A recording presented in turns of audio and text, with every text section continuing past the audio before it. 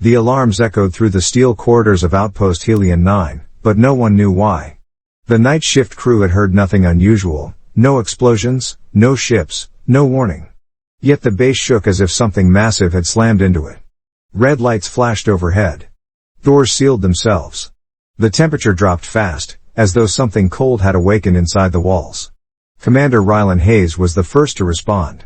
He ran through the corridor, boots striking the metal floor, breath sharp in the chilled air. He had served in the frontier for years, but nothing about tonight felt normal. The outpost sat on a quiet moon, no enemies, no rival factions, not even wildlife. It was supposed to be safe. But safety ended the moment he reached the observation deck. The window was cracked from the outside. That was impossible. Nothing lived on the surface. The environment was deadly. Yet the crack stretched across the thick glass like a white scar, still trembling as if whatever caused it was pushing to get through. Hayes stepped closer. His hand hovered over the safety alarm. He wanted to call backup, but something in the darkness outside caught his eye. Movement. Slow. Careful. Intelligent. A shape slid along the surface, thin, long, almost spider-like, but too deliberate to be an animal. It moved with silent purpose, changing form as if its body was made of liquid shadow. Then it pressed against the cracked window, and dozens of tiny, needle-thin limbs spread out, searching for a weak point. Hayes felt his heart slam against his ribs. Another shape appeared beside it. Then another. They were not trying to break in, they were already breaking in. The window groaned. A thin stream of air hissed out. Hayes slammed his hand on the alarm and shouted into his comm, "We've got contact. Unknown life forms, breach in progress." Static answered him. The outpost lights flickered. Power faded. The soft hum of machines died, leaving only the cold whisper of escaping air. Hayes backed away, eyes fixed on the window as tiny hairline fractures spread like lightning. One of the creatures turned its head, if it even had a head, and looked straight at him through the glass. It had no eyes. Yet Hayes could feel it watching him. He realized the truth too late. Humanity had not discovered these creatures. It had disturbed them. And now, the deadliest species in the galaxy had finally woken up. Commander Hayes sprinted back from the observation deck as the window finally gave way. The sound was sharp and violent, a single crack turning into a roar. Cold air rushed out behind him. Metal doors tried to seal the corridor, but the system lagged from the power loss. Hayes didn't look back. He already knew the creatures were inside. Emergency lights flickered in long, red blinks. Each blink showed a different shape crawling through the shadows behind him. Sometimes they looked thin and tall, like stretched silhouettes. Other times they shrank low to the floor, moving like liquid shadows sliding across metal. Their bodies made no footsteps. No breath. Only a faint scraping, like knives against glass. Hayes reached the armory door and slapped the manual lock. The heavy steel slid shut just as something slammed into it from the other side. The impact left a long dent, as if the creature's body could shape itself into a hammer. Hayes grabbed the nearest rifle from the rack, but he knew bullets alone might not stop something that could change form.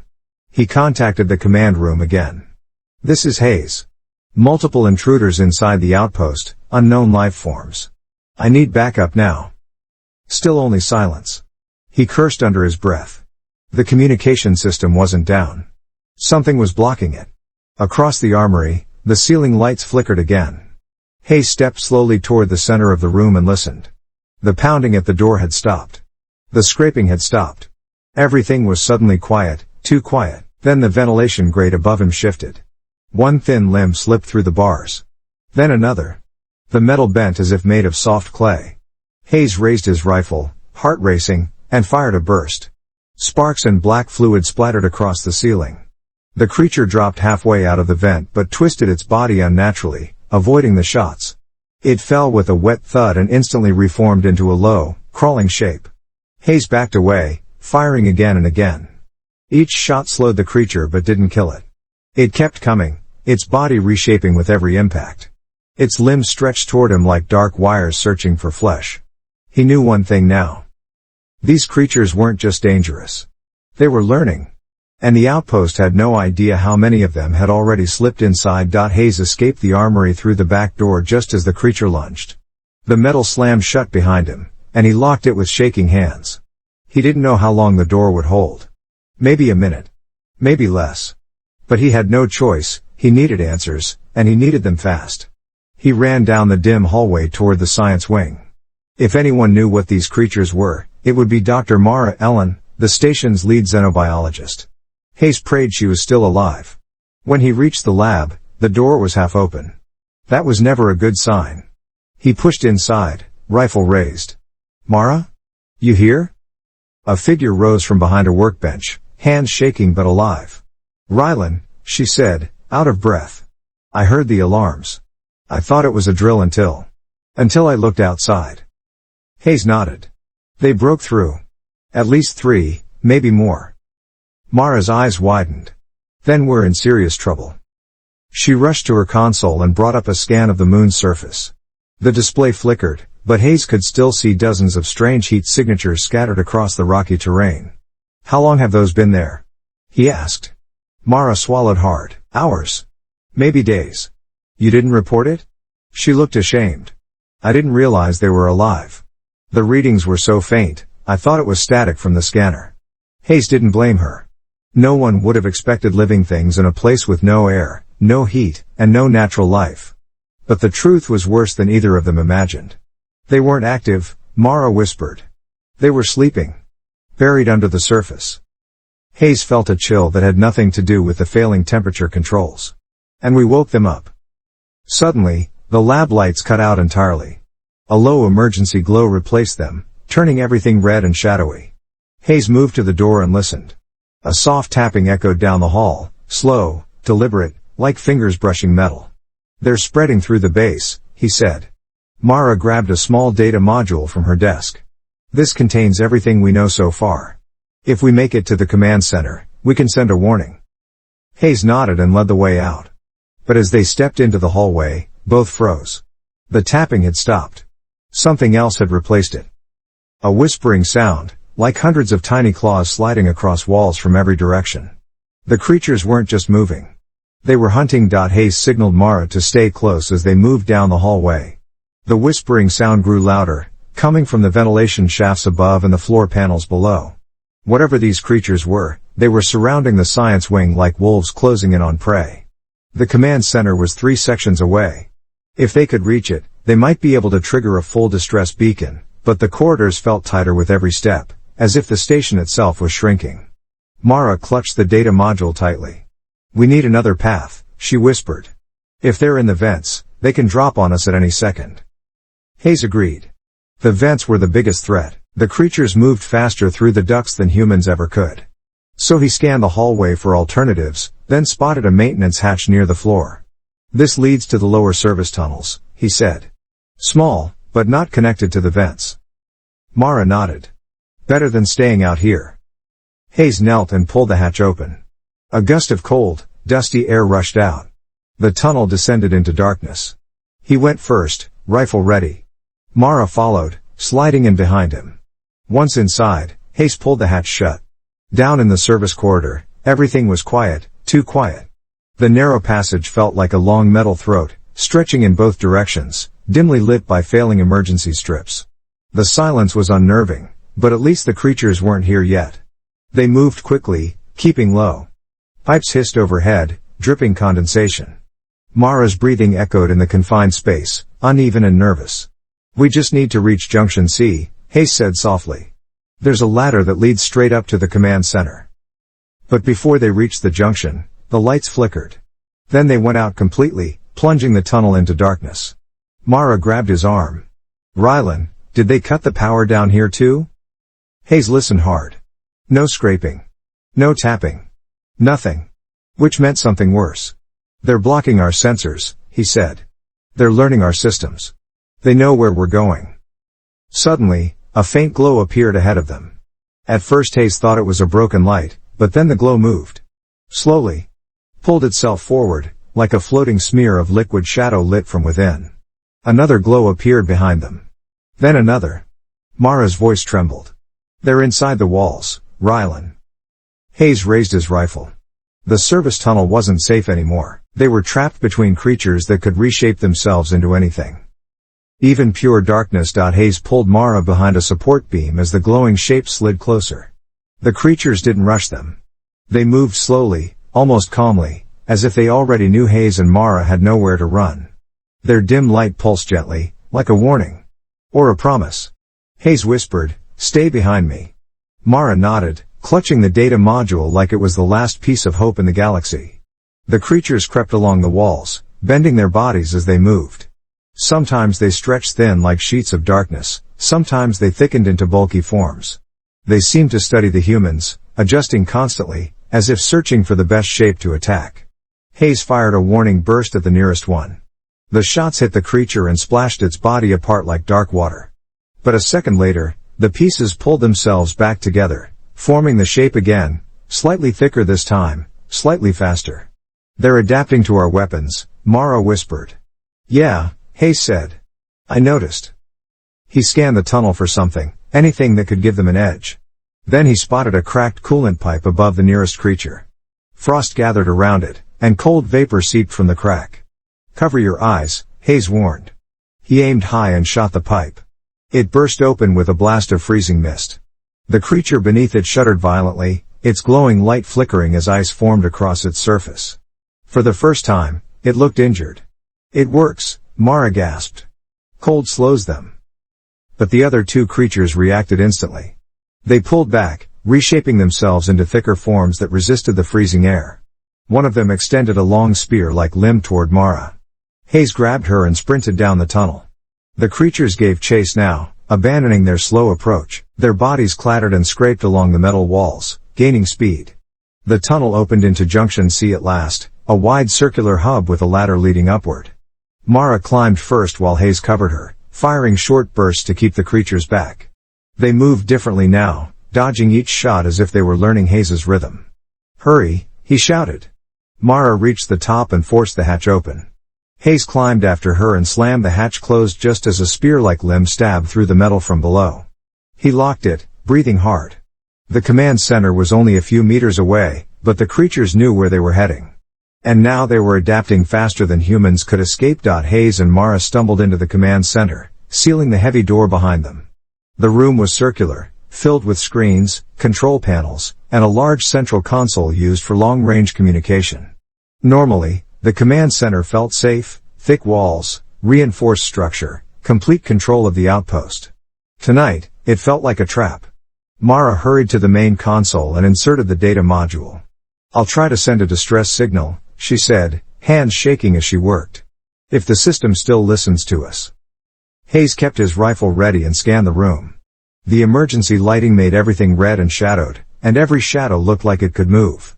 The metal floor hummed softly under his boots, as if something was crawling inside it. "Just get the signal out," Hayes said. "I'll hold the door." Outside, the faint scraping began again, slow at first, then growing louder. It came from the walls, the floor, the ceiling. The creatures were gathering. They knew exactly where Hayes and Mara had gone. A panel on the wall flickered. Then another. The lights buzzed like dying insects. "They're trying to cut the power again," Mara warned. "If we lose power now, the signal won't send. Then send it fast." Mara hit several commands. The console beeped weakly. A small green bar flickered on the screen. "Signal preparing. Come on, come on." Hayes pressed his ear to the door. The creatures weren't pounding. They weren't rushing. Instead, they were sliding across the metal, like they were feeling for weak spots. Testing. Listening. Thinking. Then, a sharp crack rang through the command center. The wall opposite the door bulged inward, metal bending like rubber.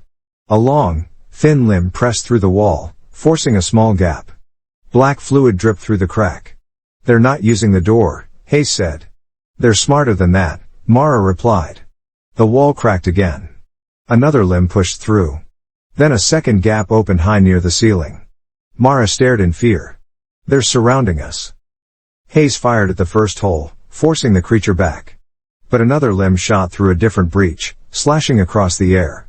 Hayes ducked and returned fire, but the walls were now alive with shifting shadows.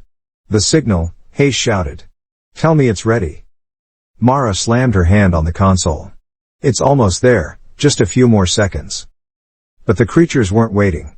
The wall split open behind them, and the first creature slid into the room, fully formed and glowing with cold, deadly light. The creature that entered the command center moved with slow confidence, as if it already knew it had won. Its body shifted between tall and thin to broad and heavy, searching for the perfect shape for killing. Behind it, the wall continued to tear open, letting more dark shapes slip inside.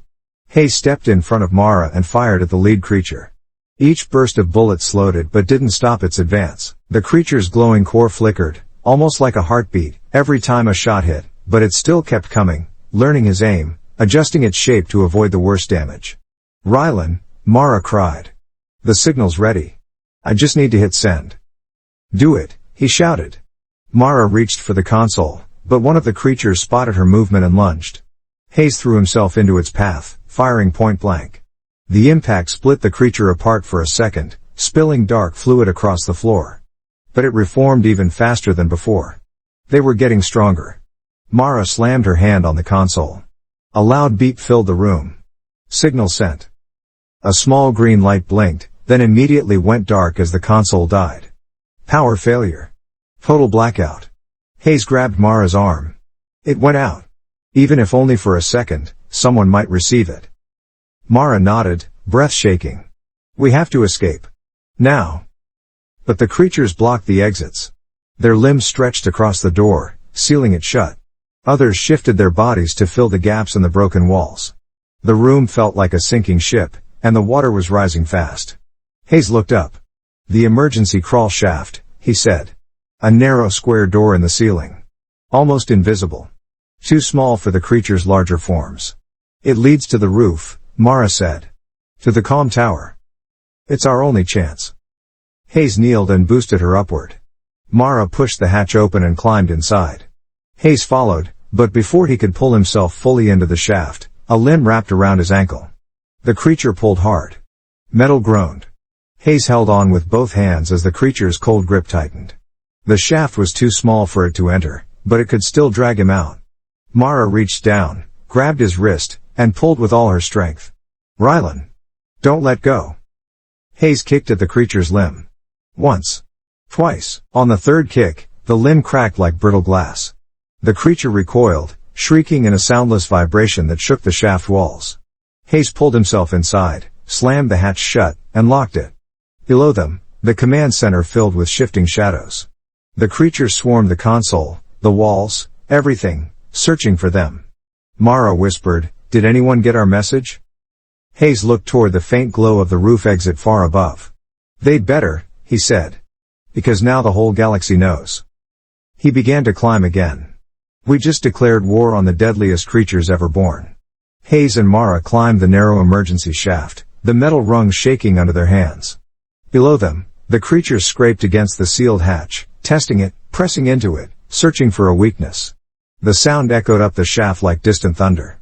"We're almost there," Hayes said, breath tight. The glow from the roof exit grew brighter with every rung. At last they reached the top. Mara pushed open the hatch, and a blast of freezing air hit them like a wave. The moon's surface stretched out in every direction, flat, gray, silent. But the silence felt wrong now. It felt alive, as if the ground itself was listening. Hayes climbed out first, then helped Mara up. The wind cut through their clothes. The sky above them was black, lit only by far-off stars. And in the center of the roof stood the tall comm tower, a metal spire reaching toward the sky like a desperate hand. If their signal had gone out, even for a moment, the tower might have amplified it. Maybe it had reached a passing ship. Maybe it hadn't. They needed to know. "Come on," Hayes said, leading the way. They crossed the roof quickly, boots crunching on ice crystals. Halfway there, Mara paused and looked down at the cracked ground near the base walls. "Rylan," she whispered, "the surface. It's moving." Hayes looked. His stomach dropped. Thin cracks spread outward from the outpost, branching like roots. The soil rose and fell, breathing. Shadows seeped through the cracks, faint at first, then glowing brighter and brighter. "How many are there?" Mara asked. Hayes didn't answer. He didn't know. They reached the comm tower door and forced it open. Inside, the air was still and cold. A small control panel blinked weakly in the darkness. Mara ran to it, wiped frost from the screen, and checked the signal log. Her face went pale. "Rylan." The signal bounced. Bounced? It hit something. Something big. Something in orbit. Hayes stepped closer. The log shimmered with a return ping, one code, unidentified, but clearly artificial. It's not human, Mara said quietly. And it's not the creatures either. Before Hayes could respond, a deep rumble shook the tower. They rushed outside just in time to see the ground around the outpost split open completely. Dozens, maybe hundreds, of glowing shapes rose from beneath the moon's surface, unfolding like nightmares climbing out of the earth. The whole moon was waking up. Mara grabbed Hayes' arm. Who answered our signal? Hayes stared up at the empty black sky. I don't know, he said. But we're not alone out here anymore. The creatures below screamed in silent light. Something above them answered.